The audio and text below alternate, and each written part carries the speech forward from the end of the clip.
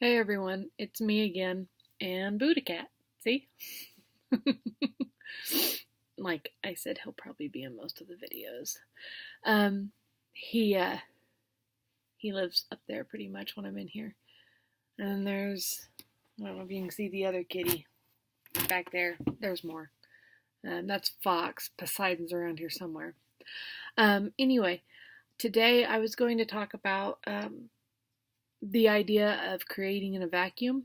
So, when I used to teach literature, one of the very first things I would ask the class is when you read something, do you consider when it was written what was happening historically? Um, the reason for this is that creativity doesn't happen in a vacuum. Stories that were written even 10, 20 years ago are going to be different than stories that are written now or that were written 100 years ago because we create based on the reality we're experiencing, which is solely based in the time we live. One of the best examples I used to use for class was oh my gosh, my brain went dead. Um, was How It Feels to Be Forcibly Fed, which, when it was written by someone who went undercover as a suffragette and was forced to be like. She wasn't undercover as a suffragette. She underwent the experience of being forcibly fed and then reported on it to a paper. Um, and so a lot of the imagery and stuff she used had two distinct purposes. One was to educate her audience about what was happening, and the other was to restate the sense of fear she felt when it happened, and to convey that to the audience so they would understand what the suffragettes were going through. You cannot read that piece without understanding that at the time, women were being locked up for um, trying to protest the right to vote and to have rights.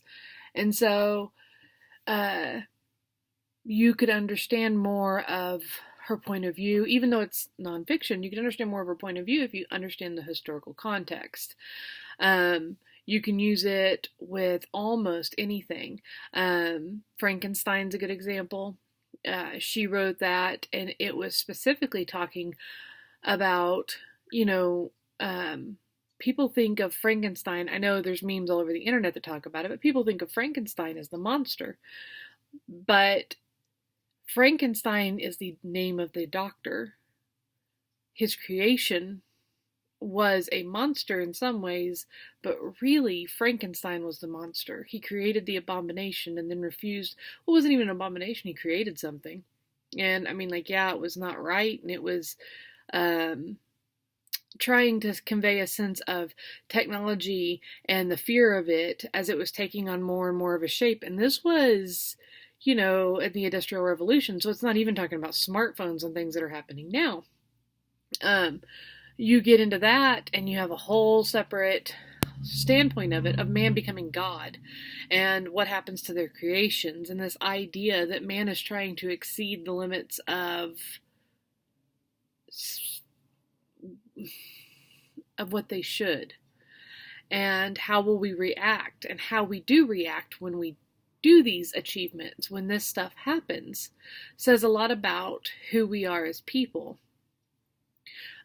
So because that was one of the arcs she was going for, she worked really hard when she's writing it to make it seem as though both, when you read it, you're reading it and you look at it and you're like, he's a monster. Especially if you're younger. You read it and you're like, Frankenstein's the monster.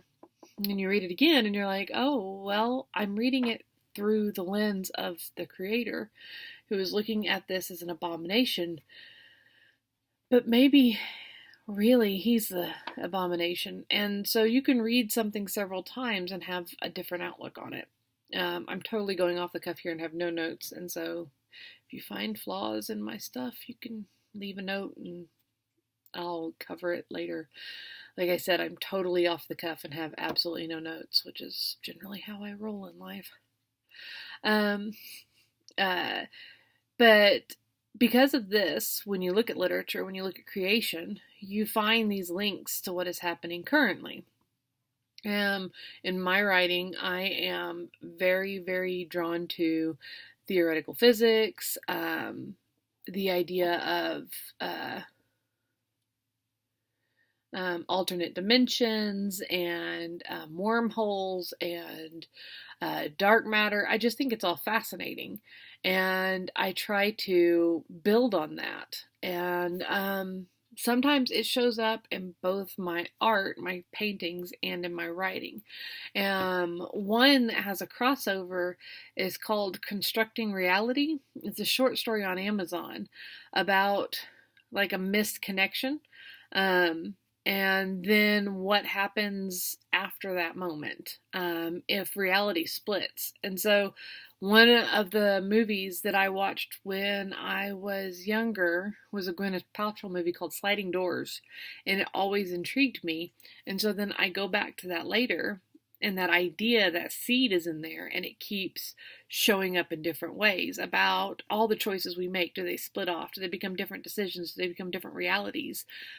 So I wrote that Constructing Reality about a misconnection and what could happen in the different elements of the universe that could be pulled into this, and what happens if we can somewhat feel the realities next to us. What if we have memories of both? What if things linger? Oh, there's Poseidon, Mr. Fat Fat. And so that was a whole story. And I also have this painting. I don't know if I'm going to be able to get it on the that I did about it too. Like it's two shapes, and it's a broken heart, of course, but they're never really touching. Like there's space always between them, but it's just a very fundamental shape based, painting. But it's still that idea of the not really connecting and connecting to something and someone.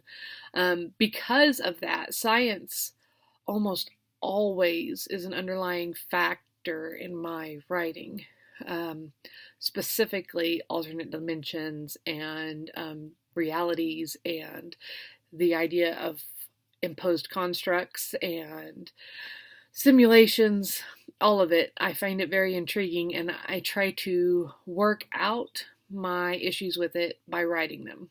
So that's what I tend to do. Every artist is different, every creator is different, and what they focus on will be different, but those are just things I like to focus on.